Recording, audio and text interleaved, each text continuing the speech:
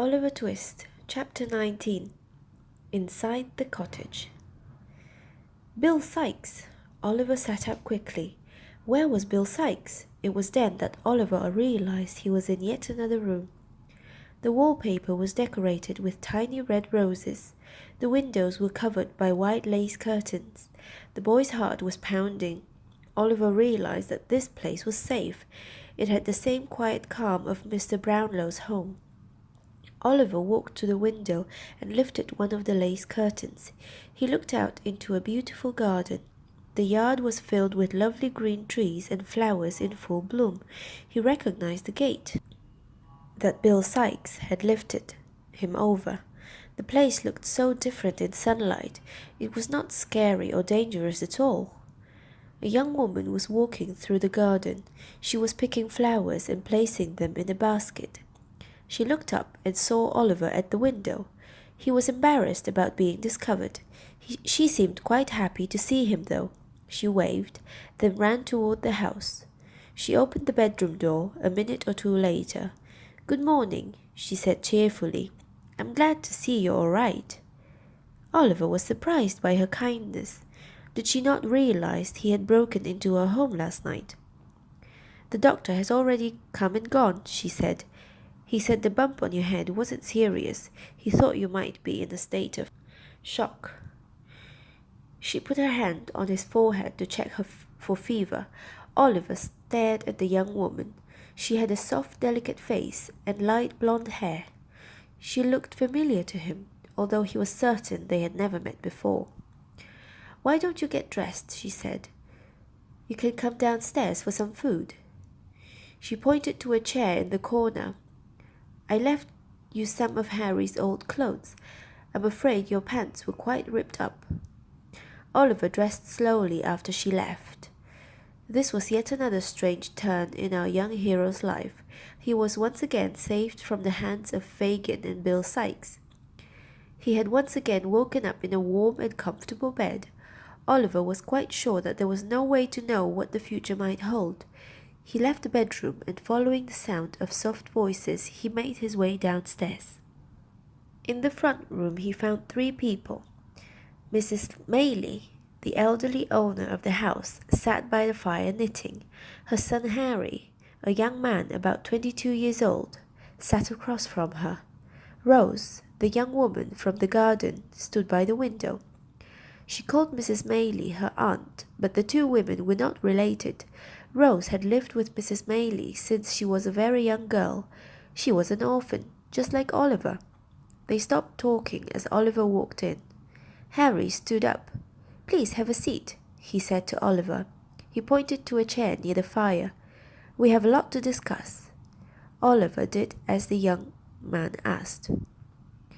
"We should tell you right away that we've already spoken with the police," Harry said. Oliver looked to the floor. He felt very ashamed. "We gave a description of the man with you," Harry continued. "Our gardener saw him running away. The police, however, didn't recognize the description. We hope that you can provide more information." Oliver nodded. "I will tell you all I know," he said. "I want nothing to do with them. I'm frightened that they will try to kidnap me again." "Then you were with him under threat?" Rose asked. She turned to Mrs. Maylie and Harry. "I told you the boy was innocent." Harry smiled at Rose. "I should never have doubted your opinion," he said. Oliver quickly understood that Harry and Rose were in love. "First of all, child," Mrs. Maylie said, "what is your name?"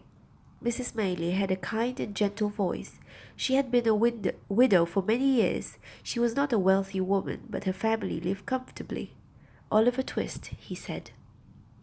"Now, Oliver Twist," Mrs. Maylie said as she put down her knitting, "please tell us how you came to be in our house in the dead of night."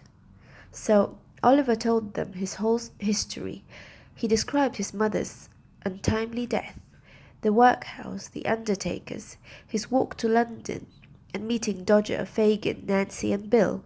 He also told them about a strange man named Monks. It was a hard story to tell, but Oliver spared no detail. He had lived among thieves and pickpockets, and wanted no more of it. Oliver became quite upset when he described Mr. Brownlow. "He was very kind to me," the boy cried. "He must think that I've run off." "Oh, you poor boy," Mrs. Maylie said. She was almost in tears. Harry put a hand on his mother's arm to comfort her. Rose was very upset. As she spoke, her voice cracked. "And to think," she spoke through her tears, "that could have been me. If not for the kindness of my dear aunt, I might have been left to a life in a workhouse or among criminals." Mrs. Maylie moved to her foster child's side. "Don't think about such things," she said softly. "We're lucky to have found each other." She kissed Rose's cheek. "And now Oliver is with us. I'm sure he was brought here for a reason." Harry watched his mother and Rose. His face was as kind and concerned as Mrs. Maylie's. "I'll head to the police station right now," Harry said. "Hopefully this information is enough to find this Bill Sikes and Fagin. Oliver," he said, "they may need to talk to you. Are you all right with that?" "Yes, of course," Oliver said eagerly. "I'll help in any way I can."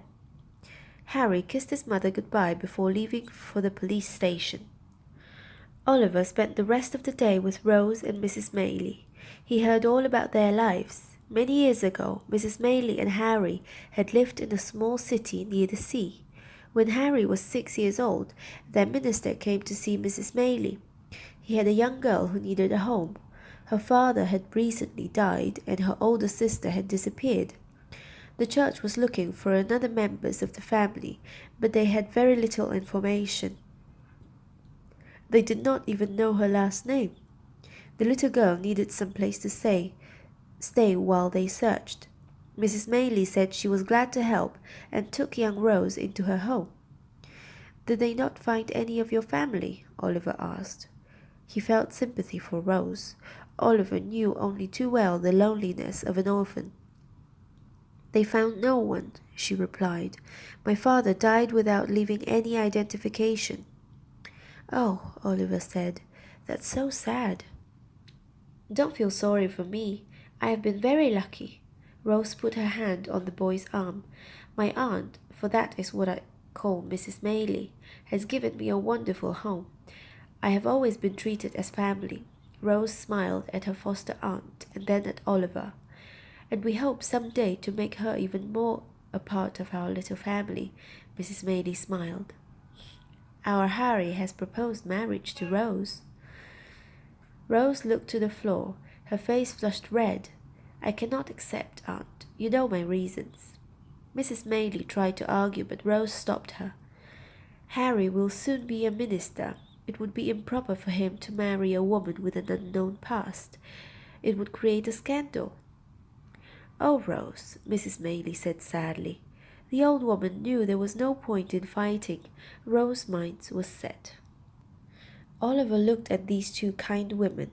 He felt instant love for them. He wished there was something he could do to solve their problem. He would do anything to help, if only he knew how.